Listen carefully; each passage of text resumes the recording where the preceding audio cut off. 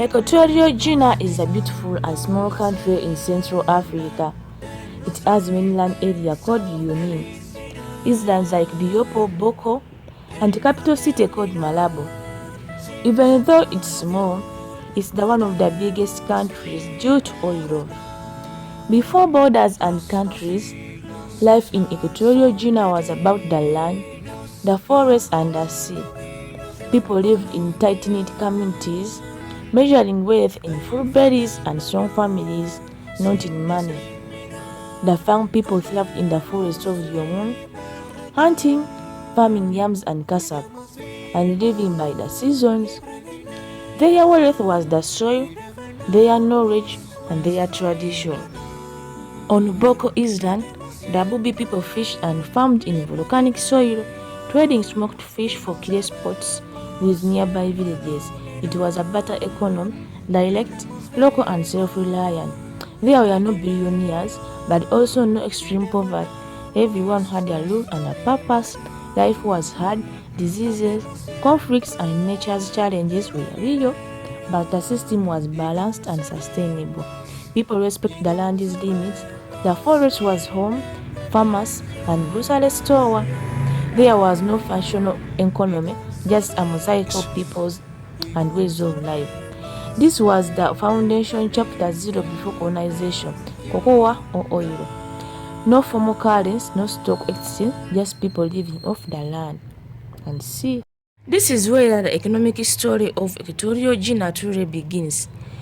Before the coming of the Spanish, the people respected the land's limits. When the Spanish settled in the Boko Island, the Spanish saw Boko as a cocoa gold mine, not a home for the Bubi.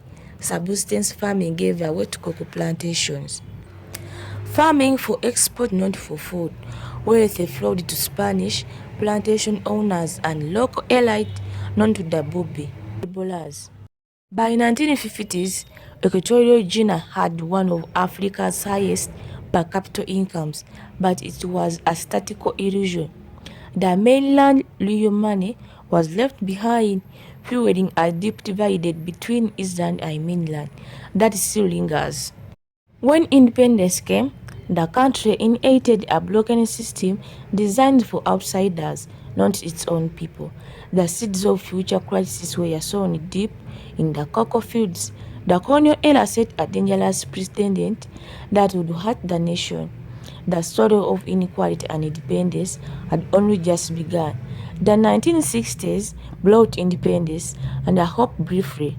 The dream used cocoa wares to build schools, hospitals, and roads for all. In 1970s, where a disaster under Macias and Guinea's brutal dictatorship, the economy was dismantled, intellectuals and professions field were killed, a third of population died, the cocoa industry collapsed, production fell from 40,000 to under 5,000, plantations were abandoned, and forced laborers had no incentive to work. Private education, newspapers and hospitals were shut down. The country was isolated. Gross development production shrank year after year. People reverted to subsistence farming and battering. After a struggle, The decade destroyed human capital and trust in institutions. When Macias was overthrown in 1979, the new leader inherited a nation in ruins. The task was not to build but to rebuild from catastrophe. The 1980s began with relief and still recovered under President Obang. The goal stabilizes, reopen to the world, and secure aid. Progress was slow. Cocoa production and coffee bean recovered. The economy lived along, heavily dependent on foreign aid. Life remained a daily struggle for most. But beneath the surface, oil companies began exploring offshores. Small discoveries. In 1995, the Zampiro oil field was discovered. Everything changed overnight. Oil production scored gross development product of over 1 billion. A 2,000 per capita income exploded, making Equatorial Guinea the richest country in Africa on paper. But the wealth flowed to the government and a small elite, not the ordinary people. Agriculture was abandoned. The resource curse took hold. The economy became dependent on oil. Corruption came and inequality depended. The oil boom brought rising prices, pollution and disappointment.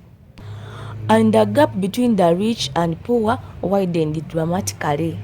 By 1990s, brought incredible wealth to a few but new problems for the many. The country's economic miracle was a mirage for most citizens. The resource curse was now in full effect. The 2010s were a harsh lesson in the dangers of relying on a single source. Oil wealth proved to be a temporary loan with a brutal repayments. The need for real sustainable development was undeniable. Today, Equatorial Guinea stands at a crossroads. Oil is running out and the world is moving on. The government talks of diversification, tourism, agriculture, finance, but the challenges are immense.